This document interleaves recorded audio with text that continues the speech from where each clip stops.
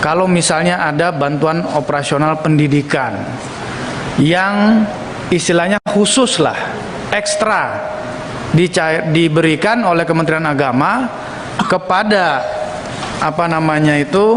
Madrasah Diniyah Takmiliyah, TPQ dan juga pesantren, ya. Baru kali ini, Pak. Alhamdulillah, saya yakin dan percaya yang diperjuangkan oleh kawan-kawan itu sebagian besar tidak bermasalah. Masih banyak potongan-potongan bantuan operasional pendidikan di bawah. Ya. Ada yang minta 5%, ada yang minta 10%, luar biasa ini, Pak. Kok tega-teganya? Maka kami semua, saya yakin, dari meja pimpinan dan anggota mengutuk potong-potongan ini yang terjadi di lapangan. Padahal kita setengah mati cari anggaran, Pak. Ini dihemat, itu dihemat, untuk ini kita alihkan ke sini, dipotong. Dan saya yakin Bapak Ibu sudah mendengar masalah ini, dan kita tidak bisa diam saja. Kalau kita diam nanti orang jahat yang masuk, Pak. Kita nih orang-orang baik, saya yakin kita orang baik semua di sini. Maka kita harus cari cara. Bagaimana caranya jangan sampai ada dipotong. Yang mendapatkan itu 29.550 MDT.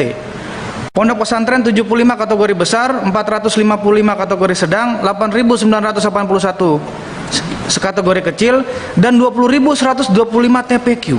Tersebar di seluruh Indonesia, sangat rawan adanya korupsi seperti ini. Ya, dengan total anggaran kalau di sebelumnya 2,6, ini 2,599, beda tipis. Bayangkan, Pak, kalau 2,6, setengahnya aja 1,3 dipotong 5%, itu berapa, Pak? 65 miliar. Padahal kita mau perjuangkan untuk bantuan madrasah setengah mati, dipotong. Dan ini oknum-oknum yang tidak bertanggung jawab. Ada permasalahan siapa yang dapat, maka keterbukaan itu penting, transparansi itu penting. Dengan adanya teknologi, website dan seterusnya, kan kita bisa lihat siapa yang memajukan, siapa ini, dan nggak perlu itu calo-calo itu. Saya secara pribadi mengutuk keras ini adanya potongan-potongan seperti ini, dan kita harus bertindak cepat, Pak. Masih ada.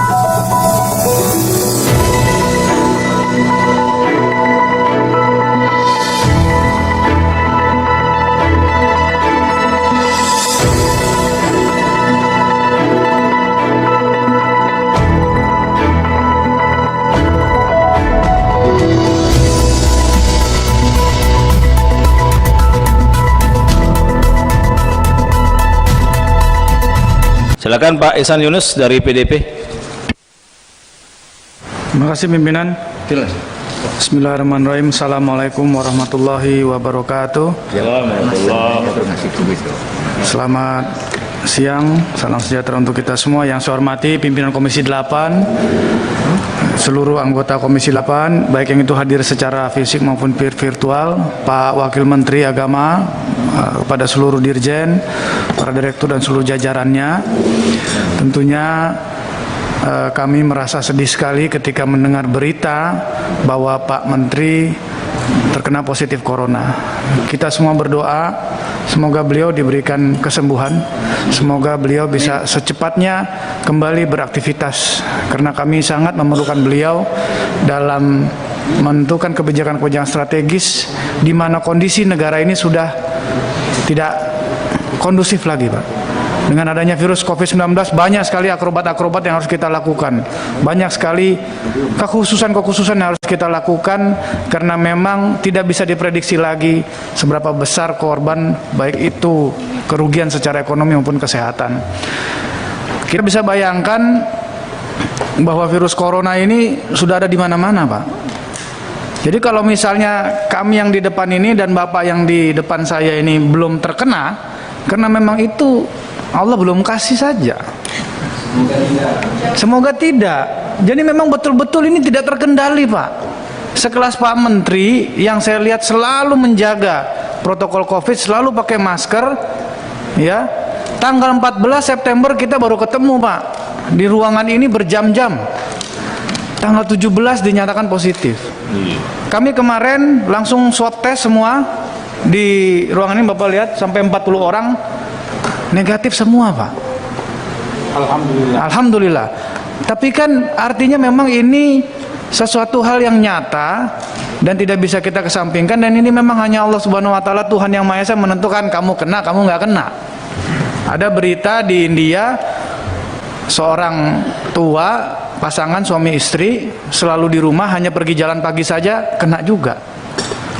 Jadi memang kita harus banyak melakukan perlakuan-perlakuan khusus untuk masalah COVID ini, Pak Wakil Menteri. Maka jangan dikira masalah, kalau balik lagi ke politik anggaran, saya kira ini harus sangat fleksibel.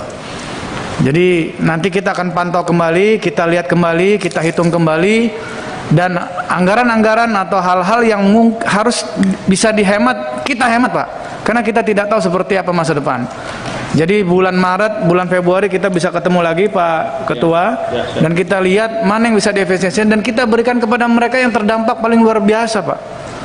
Ya, ini bicara masalah anggaran, karena saya tidak akan memperpanjang lagi detail masalah anggaran berapa A, B, C, karena sudah selesai, mau diapakan lagi. Walaupun kemarin kami masih memberikan ruang gerak untuk Kementerian Agama bisa mengatur kembali Pak Wamen, tapi ternyata tidak.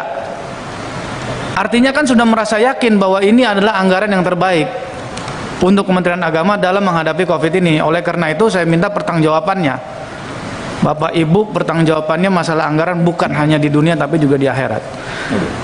Kalau misalnya yang Bapak ajukan ini dan kemarin sudah kami berikan kemudahan untuk bisa dipindah-pindah, ternyata tetap, berarti ini yang kita bertanggungjawabkan bersama. Ya, jadi saya minta supaya betul-betul dijalankan dengan baik, dan kalau ada efisiensi, ada efektivitas, ada anggaran-anggaran yang bisa dihemat, itu dihemat. Perjalanan-perjalanan keluar, meeting-meeting di besar, acara-acara besar itu kalau bisa ditiadakan. Karena apa? Kita perlu anggaran yang cukup besar untuk menghadapi ini. COVID ini nggak akan selesai Pak sampai 2-3 tahun ke depan.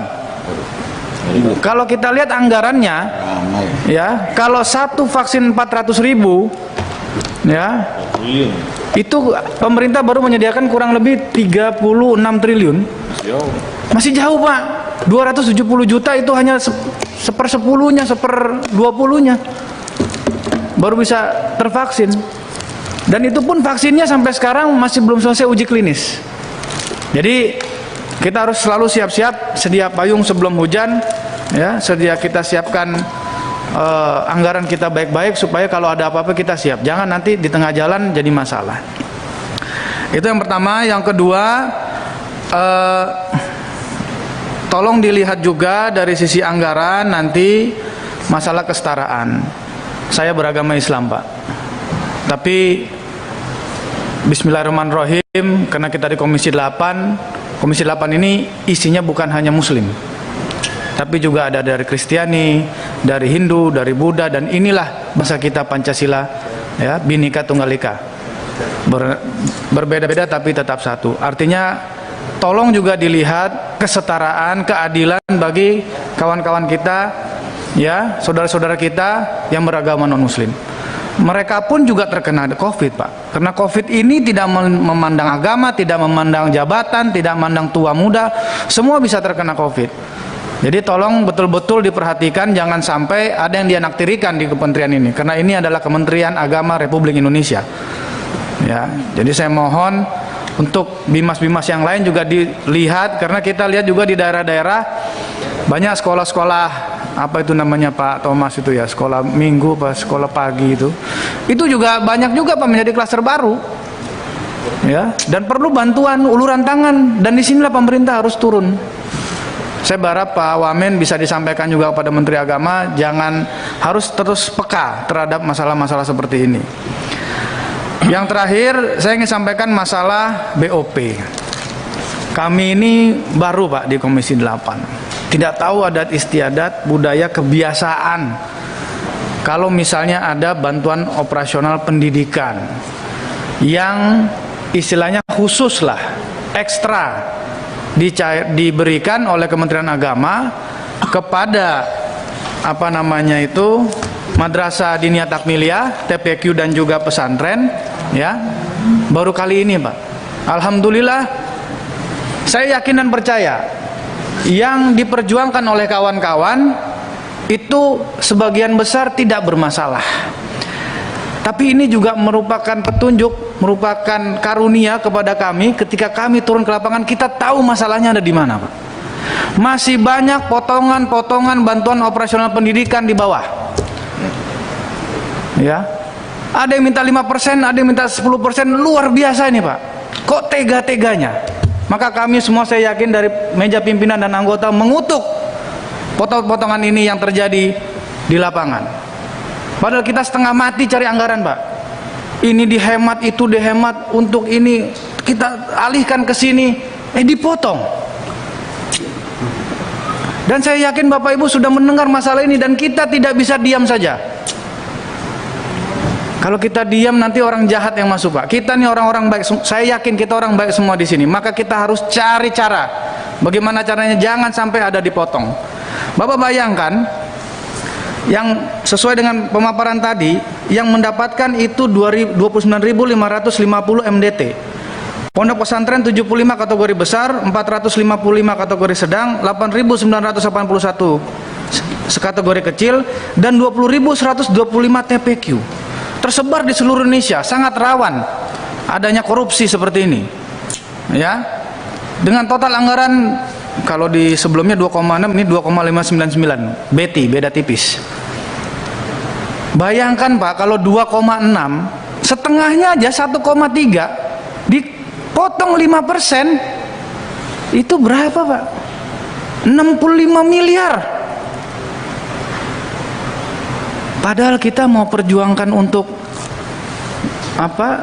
Bantuan madrasah setengah mati, dipotong. Dan ini oknum-oknum yang tidak bertanggung jawab. Maka Pak Dirjen Pendes harus segera cepat membuat aturan. Jangan sampai ini terjadi. Ini tanggung jawab kita, Pak. Kita yang salah. Ya, kita yang salah. Kenapa waktu kita turunkan ini tidak ada peraturan yang jelas, sehingga ada permasalahan di pencairan, ada permasalahan siapa yang dapat. Maka keterbukaan itu penting, transparansi itu penting. Dengan adanya apa namanya teknologi, website dan seterusnya, kan kita bisa lihat siapa yang memajukan, siapa ini, dan nggak perlu itu calo-calo itu.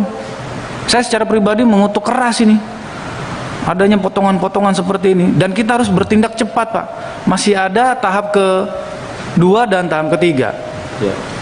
Jadi sekali lagi kami mohon, karena ini bukan ranah kami untuk memberikan petunjuk teknis, kami mohon kepada Kementerian Agama untuk segera melakukan penertiban permasalahan BOP ini. Itu kalau kita ngomong, Pak, di depan kawan-kawan kita pesantren yang dapat, itu kok saya lihat ada yang murung gitu 1-2. Kenapa ini, saya bilang? Ternyata ini calonnya. Gitu loh. Iya, Pak, nanti ya udahlah kalau nggak ada pemotongan. Ini kejadian, Pak. Kalau nggak ada pemotongan itu kan ada pembelian barang katanya. Untuk COVID beli hand sanitizer, beli apa ya, belinya dari kami. Loh, kok jadi kamu yang ngatur, saya bilang. Kan nggak benar di bawah, men. Jadi tolong ini jadi perhatian supaya jangan terjadi, dan kita harus bisa menghindari hal-hal seperti ini. Sekian dari saya, terima kasih. Wallahu muwaffiq ila aqwamit thoriq. Wassalamualaikum warahmatullahi wabarakatuh. Waalaikumsalam warahmatullahi wabarakatuh. Ya, itu memang komitmen kita semua untuk tidak ada pemotongan, Pak, dan itu biasanya kita umumkan. Terima kasih Pak Ihsan dari PDP yang